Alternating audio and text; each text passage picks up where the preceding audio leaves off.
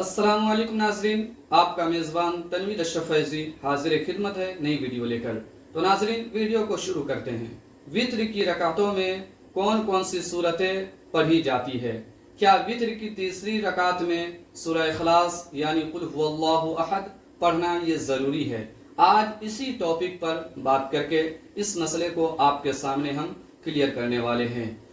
ابو داؤد شریف، ترمذی شریف اور اسی طرح نسائی شریف میں حدیث پاک موجود ہے کہ آقا علیہ الصلوۃ والتسلیم جب وتر کی نماز ادا فرماتے تھے تو آپ وتر کی پہلی رکعت میں سورہ اعلیٰ یعنی سبح اسم ربک الاعلیٰ یہ سورت پڑھتے تھے، یا پھر آپ پہلی رکعت میں سورہ قدر یعنی انا انزلناہ فی لیلۃ القدر یہ سورت آپ پڑھتے تھے، اور دوسری رکعت میں سورہ کافرون یعنی قل یا ایھا الکافرون یہ پوری سورت پڑھتے تھے، اور تیسری رکعت میں آپ قل هو اللہ احد والی سورت پڑھتے تھے۔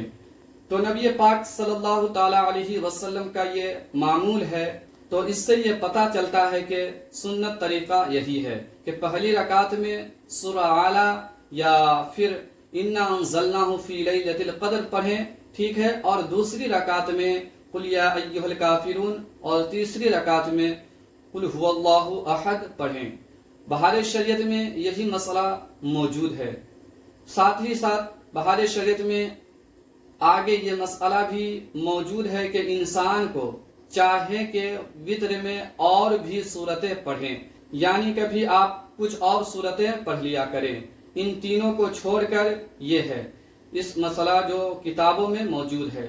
لیکن یاد رکھ لیجئے کہ یہ کوئی فرض واجب نہیں ہے کہ اگر آپ ایسا نہیں پڑھیں گے تو آپ کی نماز وتر کی نہیں ہوگی۔ بہت سارے ہمارے ساتھی ہیں کہ جن کو سورہ اعلیٰ یاد نہیں ہے، انا انزلناہ فی لیلۃ القدر یاد نہیں ہے، قل یا ایھا الکافرون یاد نہیں ہے۔ تو صحیح طریقہ، سنت طریقہ جو بتایا گیا وہ یہ ہے کہ پہلی رکعت میں سورہ اعلیٰ یا پھر انا انزلناہ فی لیلۃ القدر پڑھیں، دوسری میں قل یا ایھا الکافرون اور تیسری میں قل هو اللہ احد پڑھیں۔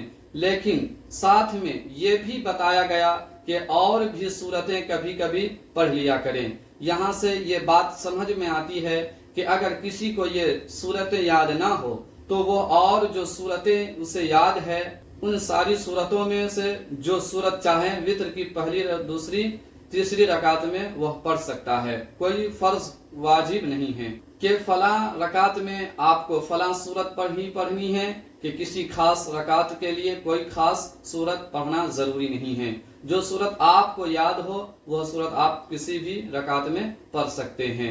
وتر کے حوالے سے چونکہ آقا علیہ الصلوۃ والتسلیم کا یہ معمول تھا، اس لیے کتابوں میں، حدیثوں میں اس کا ذکر کیا گیا ہے۔ اگر کسی کو یاد ہے تو ایسے ہی پڑھیں، نہیں یاد ہے تو جو صورتیں اسے یاد ہے ان صورتوں کو وتر کی نماز میں پڑھتا رہے۔ امید کرتا ہوں ناظرین آپ کو یہ بات سمجھ میں آ گئی ہوگی۔ ویڈیو کو شیئر کریں اور چینل پہ پہلی مرتبہ آئے ہیں تو سبسکرائب کریں۔ پھر ملتے ہیں ایک نئی ویڈیو کے ساتھ، جب تک کے لیے السلام علیکم ورحمۃ اللہ، فی امان اللہ۔